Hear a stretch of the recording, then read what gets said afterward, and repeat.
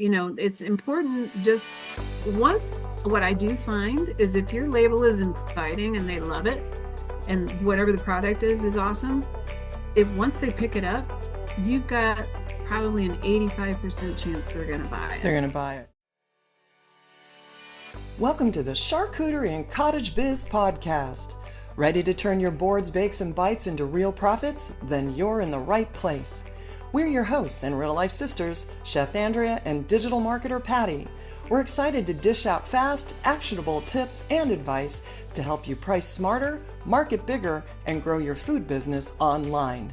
From passion to profits, your recipe for success begins right here. Now let's start the show. Hey, hey, hey, hey! Hi, sister. What up? What's going on? Yeah, I wish. We need more dollars. We need more dollars. Lots more dollars.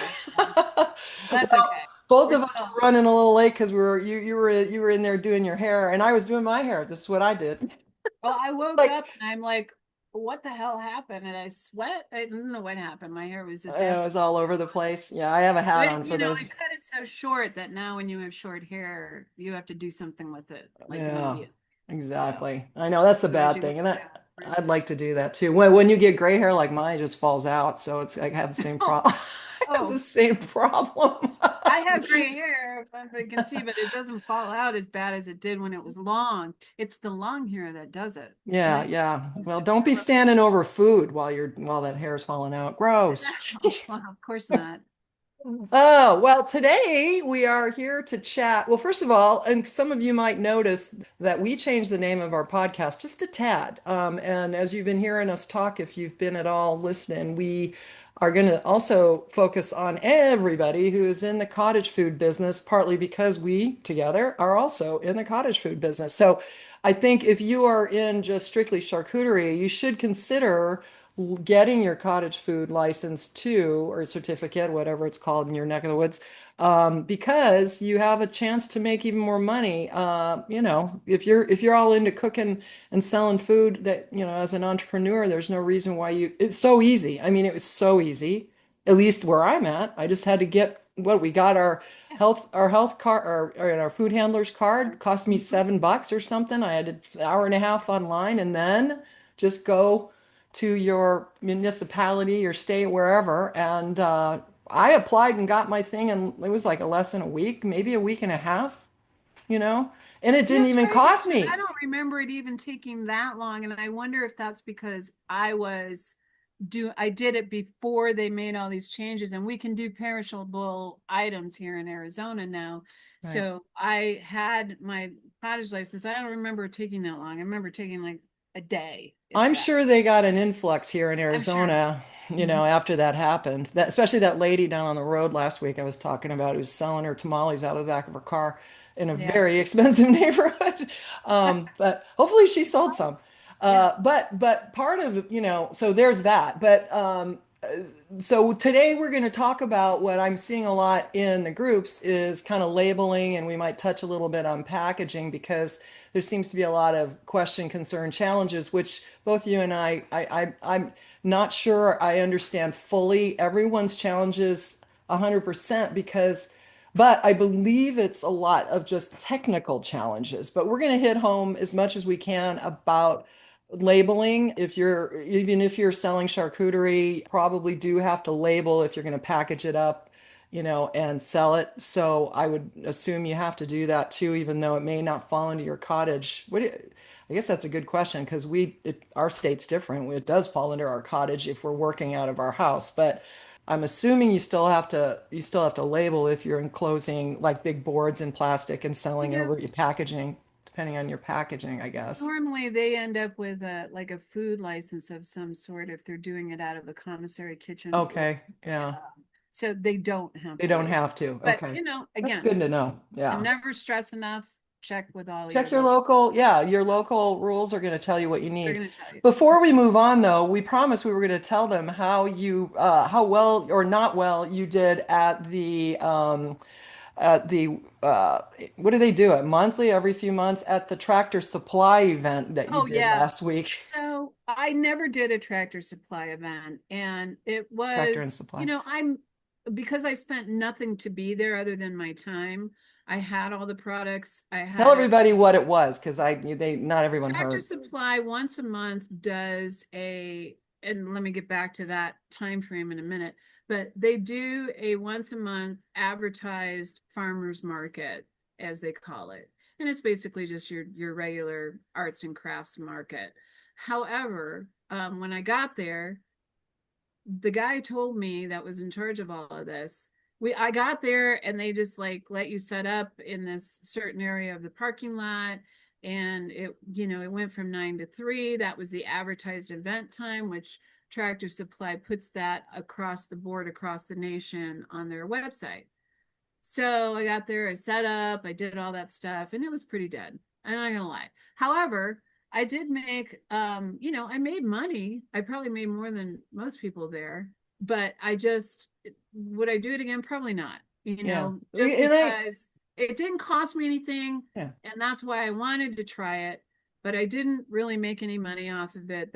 You'd think with people coming and going, there were people going into the store to buy their whatever stuff they Tractor buy. supplies. Yeah, I live in like a Whatever. ranchy kind of area, so Yeah. there were a lot of people buying feed and coming in with their big old, 6-wheel Yeah. trucks and loading up stuff.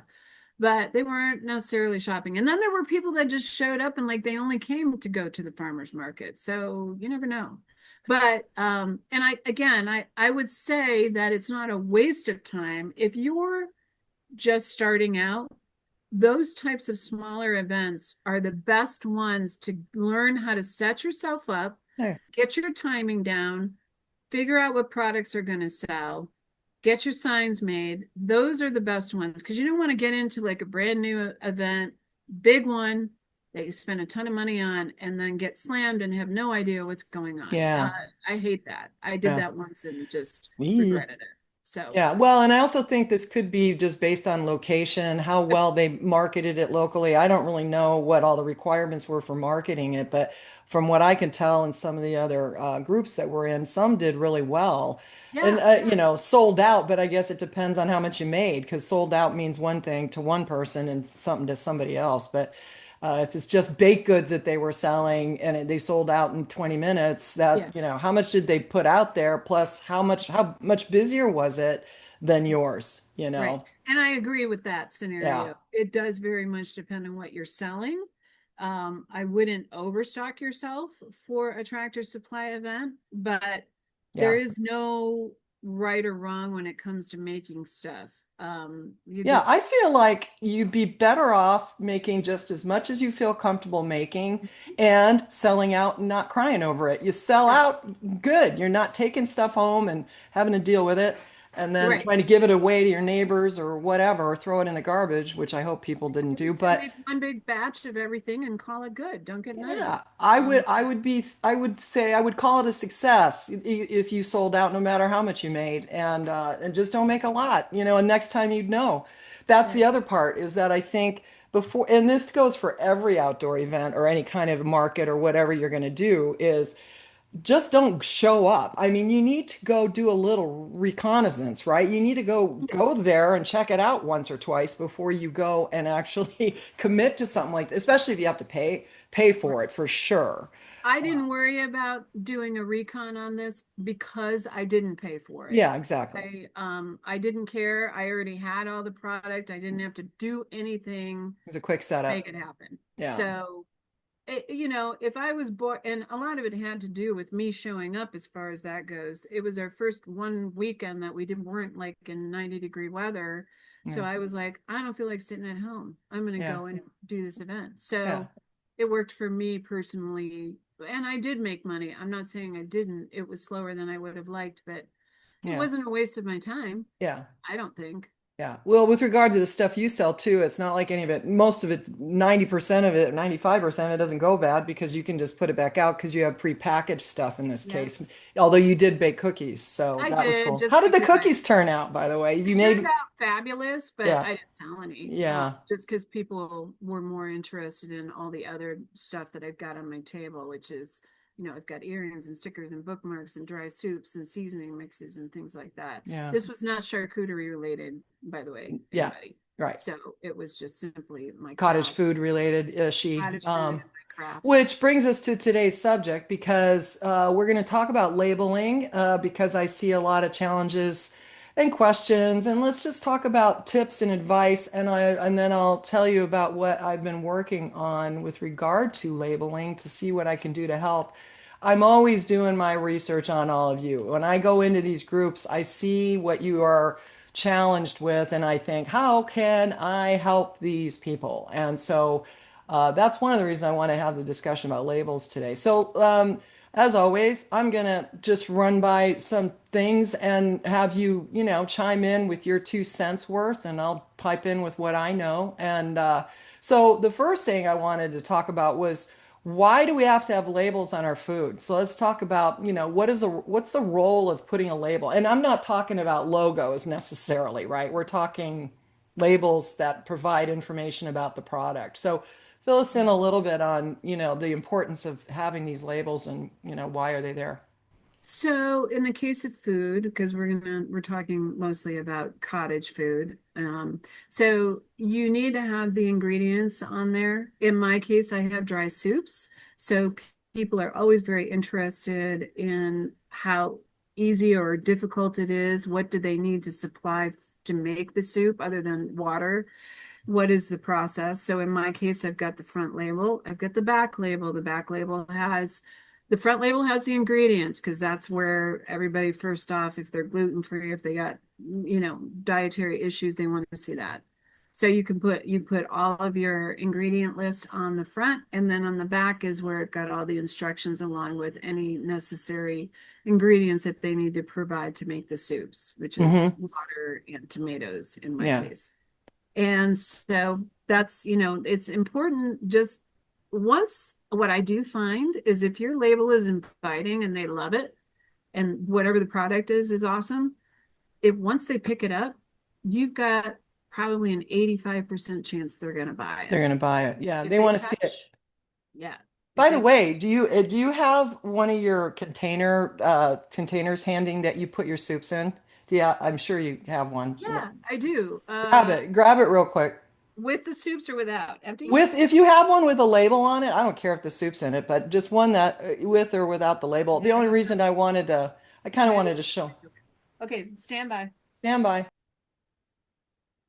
Okay, we took a quick break so you could go grab them. I don't know why we weren't thinking ahead, but This is how it uh, works so- when we do cast. We literally, guys, we make up we don't plan don't like weeks ahead of time what we're gonna do. We we're do, Well, we're doing the hottest topic of the yeah. moment, and that's why we do that. If we wait till, right before, a day or so before we get on, we can come up with ideas based on what we're seeing people having, challenges with.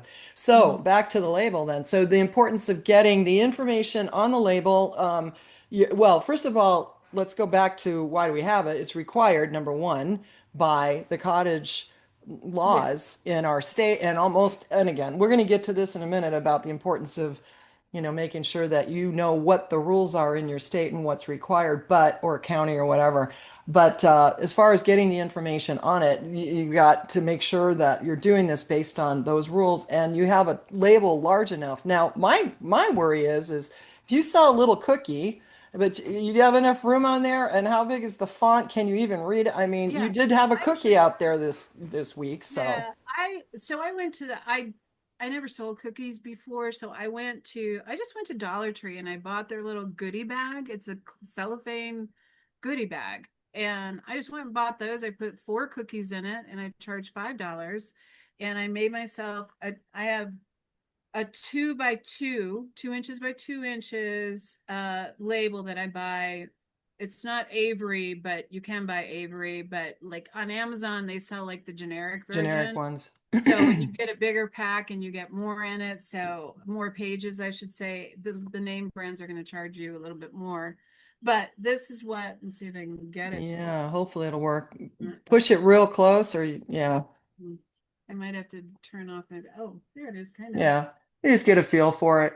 So there's one. This is the whole It's a page. whole sheet. Oh, there you Yeah, go. it's a whole sheet, which I've used these ones. But these are 2 by 2s. I know it looks backwards, but it does say gourmet cookies on the top and then Yeah, it's not from our view. It's Okay, straight. it isn't? Okay. Mm-mm. So it, gourmet cookies and then the item description. Now, on the bottom, when you're doing cottage food, you have to say that you made it in a home kitchen and Okay. that it's not been inspected. So people know, there's Right. possibility of allergens. Now, that is the full page of the cookie one, which fits perfectly on those little goodie bags. Everybody should know what I'm talking about. It's just I don't know what the length of it is, but it's a basic cellophane goodie bag that can Hmm. fit fairly large uh, cookies. Yeah.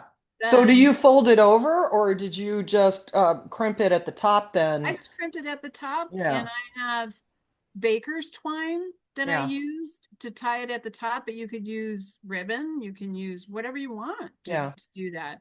You don't need to put anything in there to cushion the cookies. I wouldn't add anything that might, contaminate it. So no Right. That's what little I'd be worried about. crinkles or tissue paper. Don't bother with any of that. Just stick the product in there Yeah. and call it. Yeah. Because the So, less that's touching it is the best situation. right. Um, So as we were saying, every state's going to have different requirements for what's got to be on there. yeah, So let me just kind of list out some of those things. We're going to look at, well, you might want to put your logo and your company name on there, obviously. But whatever the product is, right? Um, so if it's an oatmeal cookie, or in your case, it was a brown butter cookie or something like yeah. that. Mhm. So ingredient list. So, and that's in descending order by weight, right?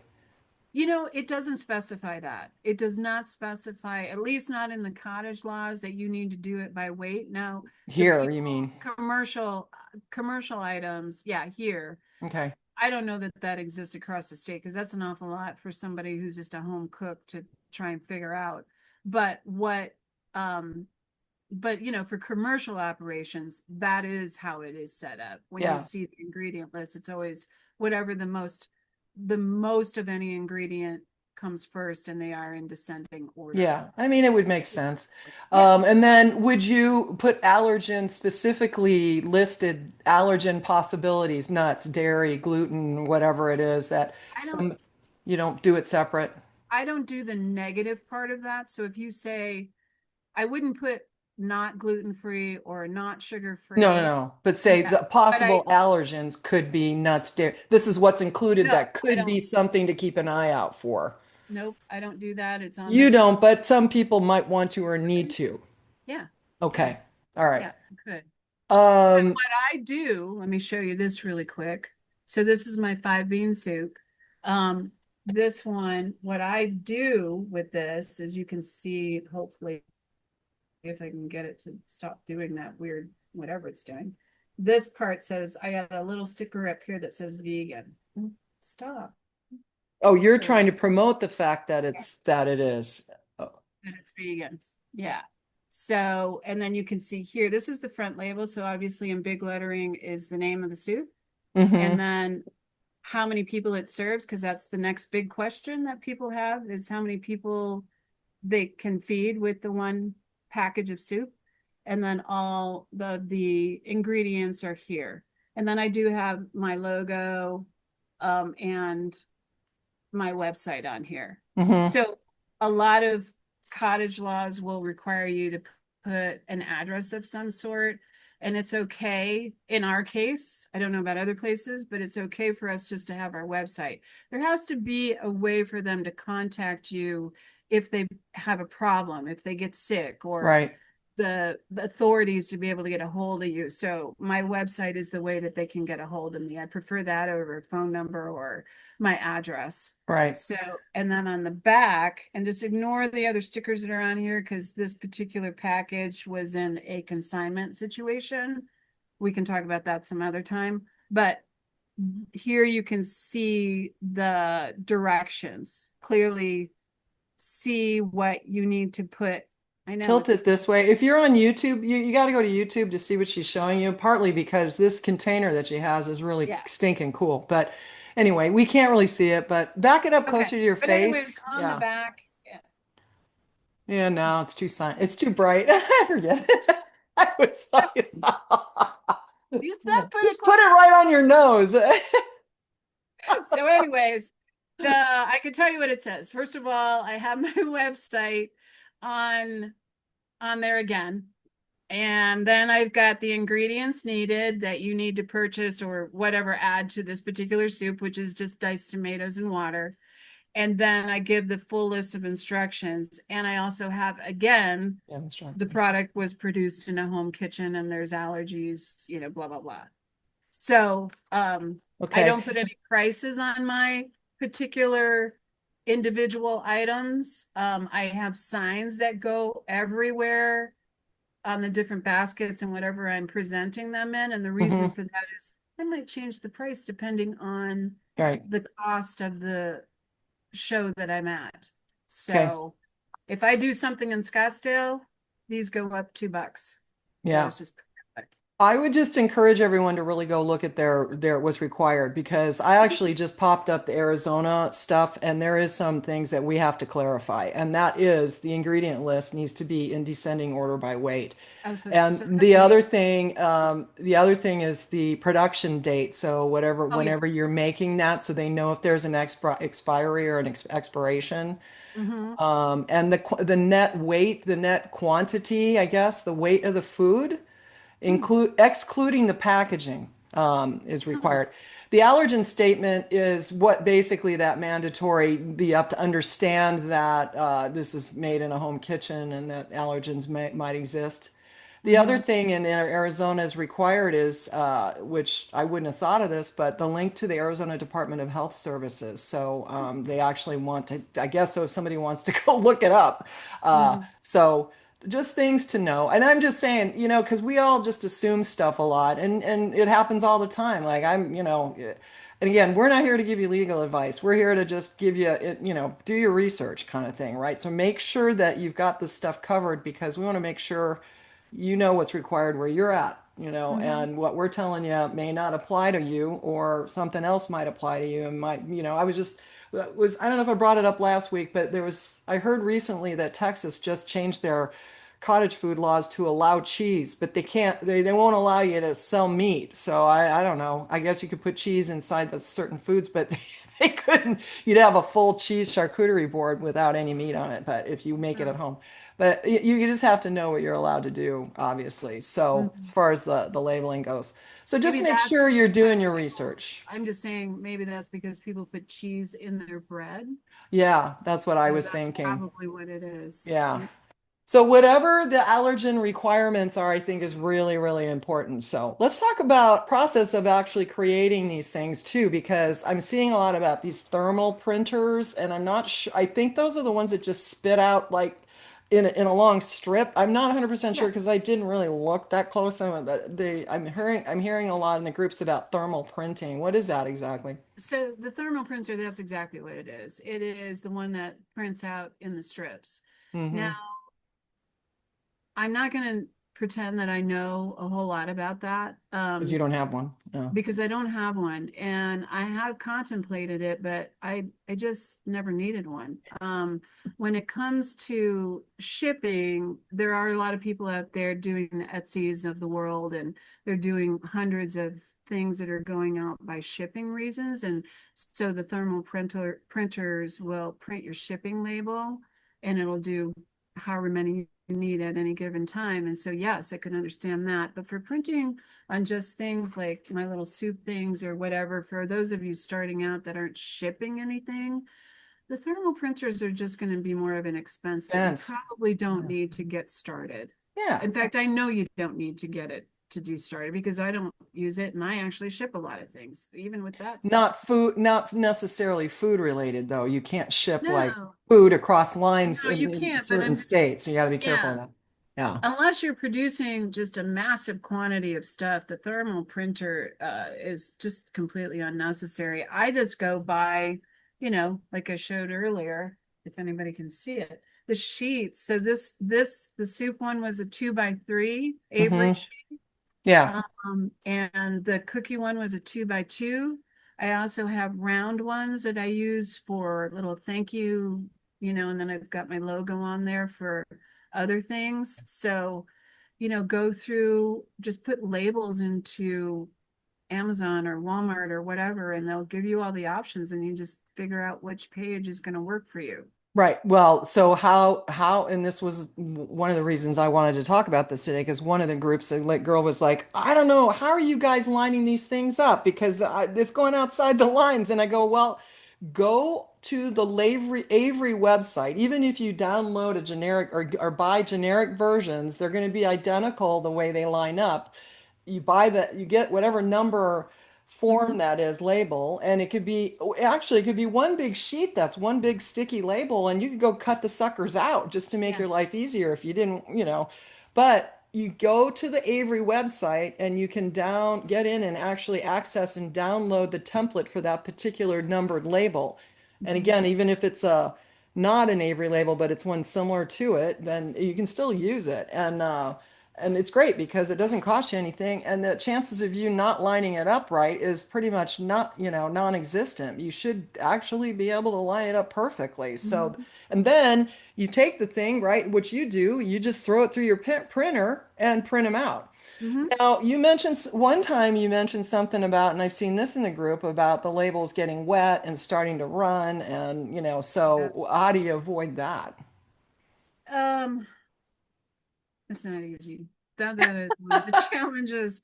So, I've been at events where things have gotten rained on, and I've had to replace the labels because they've ran, because an Avery label is not waterproof.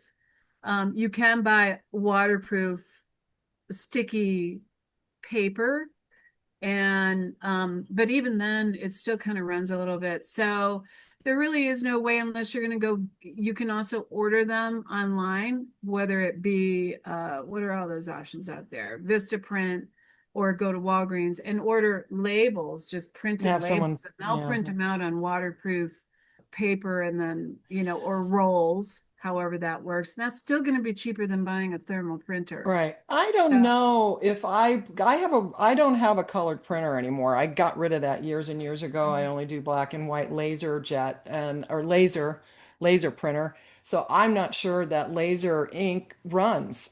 So it's just black and white. Yeah, I know you have a color printer and I don't have that. And so I think that might make a difference too, because I don't think this would run, but I may be wrong because I haven't had to use it like that. But yeah. um yeah, and I bought, you can get a cheap regular printer. Like mine's a brother, looking right now. It's an oldie but goodie, but like let me just tell you what it is. Hold on. TN630. And it prints like, you know, I want to say it prints like, 15 or 20 pages a minute. So it's pretty fast. Mhm. Might be less than that, but it's still pretty quick. So I gave up on the color stuff because I don't want to pay all the color inks. They're too expensive for the bubble jet or whatever they are. They've But gotten cheaper, I will say that, because yeah, I did recently. So I had a printer, no joke. In fact, this particular label that I just showed, which I don't know if you guys could see it, that was printed on my older printer, which I had for 10 years. It was a color printer. There was hmm, literally nothing wrong with it. But I went to one of those Amazon auction sites and got a better printer. And this thing, I'll never have to order photos again because it prints better photos than I can get from Walgreens. hmm, So this one is a Canon T702A. hmm. And I bought for the first time some vinyl printing paper, which was not cheap, off of Amazon, only because I bought the smallest package I could find just to test it, to make my own vinyl stickers. And I printed them out and I Oh put them yeah. on the back of my Kindle. And I went on a trip to Yellowstone last week or whatever that was. And I was carrying around not my Kindle, but my phone, which also had stickers on Stickers it. on And it did say that once they printed and they cured onto the paper, they would be waterproof. The curing process being 24 hours or more. them. Yeah. I hung them up and let them do their thing. And I put them on the back of my phone and the back of my Kindle. It rained and they It's didn't go. fine. Well, that's a Yep. good idea because I mean, I would imagine it's got to be expensive though if you're going to do that for your Yeah. food. Yeah. Yeah. I had some packing. I don't know where I got these. I think, it was some I don't know. I don't know where I got them, but I had these packing type labels that had like a silver on the back that made them really sturdy. And I wonder now whether or not those would have been waterproof, but strong, you know. So I don't know. I don't want to see everybody go out and spend a crap ton of No, no, money no. on labels. If they get wet, they get wet, but you could always have the information on your market table so that they can read it in what's included, and at least you've got it available there in the case that something does get wet and you don't Yeah, have any spares.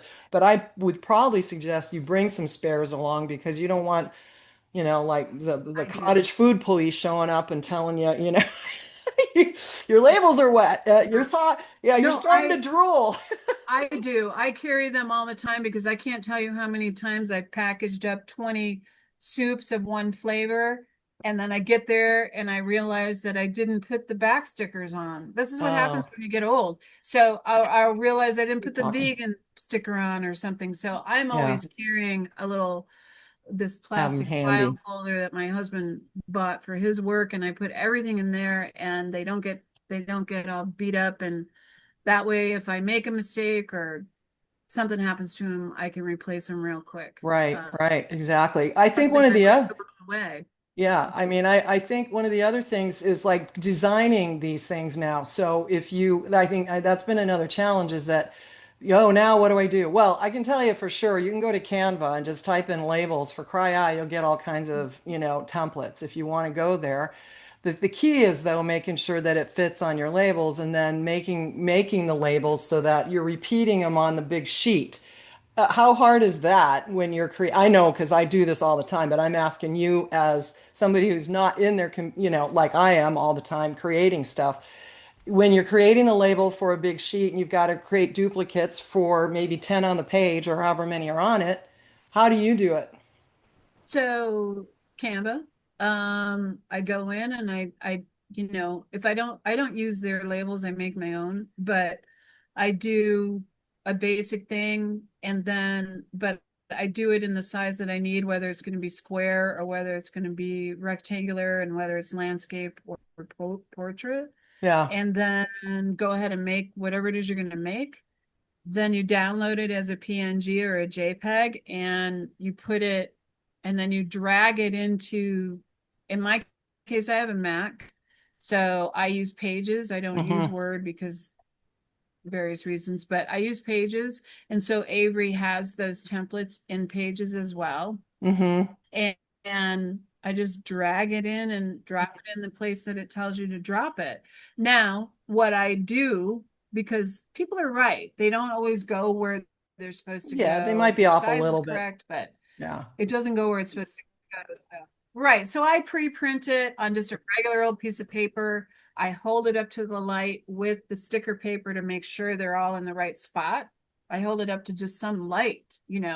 Yeah, me And too. um and once I get them in the right spot, then I print them out on the paper. And That's it's a little bit of a exactly. process and you Yeah. gotta practice. And once you Yeah. get it right the first time, you'll understand how to do it the rest of the times. Yeah, good So call because I forgot about mentioning that because that's a really good way to just print it out on just a regular piece of white paper, hold it up to the light and see if it's lining up.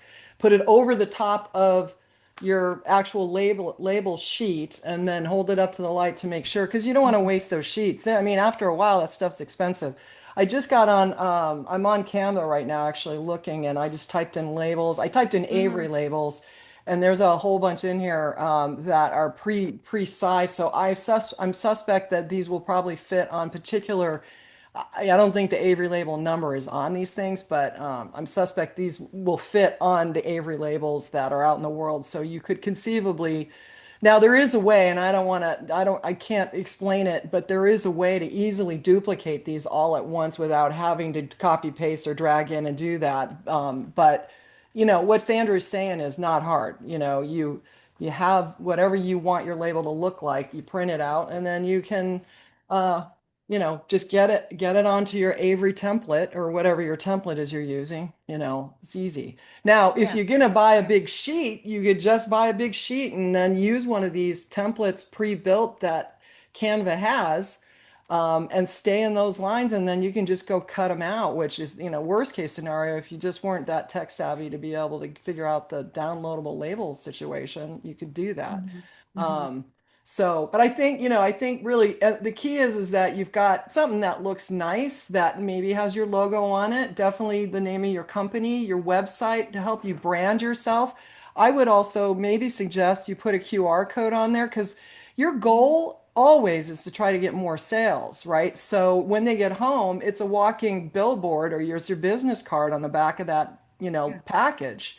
So they're going to love it. And then they're going to go, how do I get more? And if you're not selling them on your website, why not? Let's get them on your website so that you can sell your products all week. I've been seeing so much recently. It must be that time of year because it's fall of the farm stands and everyone's talking about what's your Absolutely. farm stand look like, and and they're like, how much are you making? I just wanted to like go in there and put my hands around their neck and go, why aren't you online? It's killing me.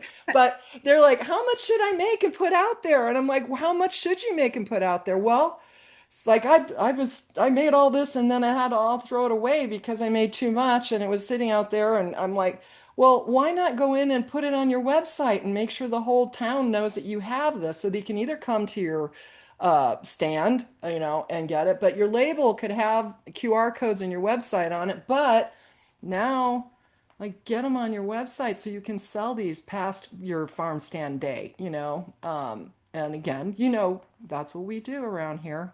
We help you get your website up and do that. So, yeah, it's just kind of like, whoa.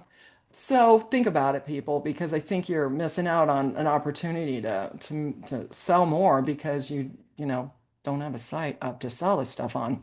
Um, Let's see, what else did I want to hit home? I think the branding was really, really key. Don't forget to put your contact information on there and make them look good and just legible so people can read them. And, just follow the rules in your neck of the woods, and I think you'll be good to go. Now, here's one thing I'm working on. I actually worked all week on an app. I've been working on an app. Yes, I'm that good. No, I'm not that good, but I am pretty smart when it comes to this stuff. And I've been working on an app that you can actually just go put all your information in these, boxes, and then it will create your label for you automatically. That's awesome. Including uploading your logo and all of that. So I actually will probably have that live in the next week, I would think so. So I can't give you a link to go to yet, but you'll be able to come in and just use that. I'm just so into this getting, there's so much Sustainment. really cool tools. I'm She sends me obsessed. out, everybody should know. She sends me all these things. I look at them. I just keep shaking I my know. head going, the woman's brain It's never stops. nuts. I know it It just doesn't. never stops. I And, have to tell she'll everybody. text me the other morning. I was up early. I couldn't sleep.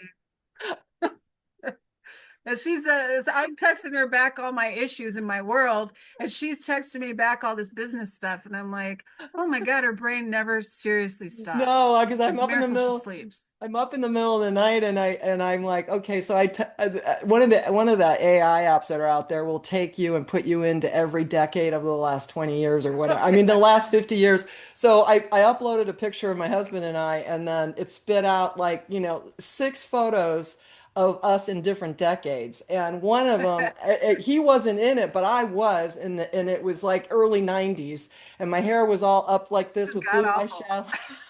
And so one of the other apps I'm working on is to get your product into the picture with you. And so you'll be able to just take a picture of your cupcake or your charcuterie boards or whatever, and then clean it up so that you can put it on your website. And then one of the backgrounds is going to be you if you want to be in the picture with it holding it. So I have this picture of me in the 90s because I was testing it out. And it wasn't really me. I mean, it was me, but it wasn't me. It did look like me. But and then I said, well, have me holding my gift box. And so it was me, this ridiculous picture. And then the next picture was me holding this gift box with this big bow that just covered up my face. It was so funny. I was laughing so hard. And then I'm like, I'm Got never gonna. me. What got me about it was that it was her face, It was totally not her hair. I don't know what was No, going on there, no, but it it was didn't weird work. because they didn't get rid of the gray hair. So she's like supposedly in her 30s. It's like 1991 or No, 1990 or whatever it was. no, A it horrible did. 80s outfit. It was And just the way that the super hair cute. color was. That Right. was a hair color job they did on me, but it was very, very funny. It's funny. I'll put it in the YouTube video so you guys can see it because there's the picture of me without the box, and then the box went in.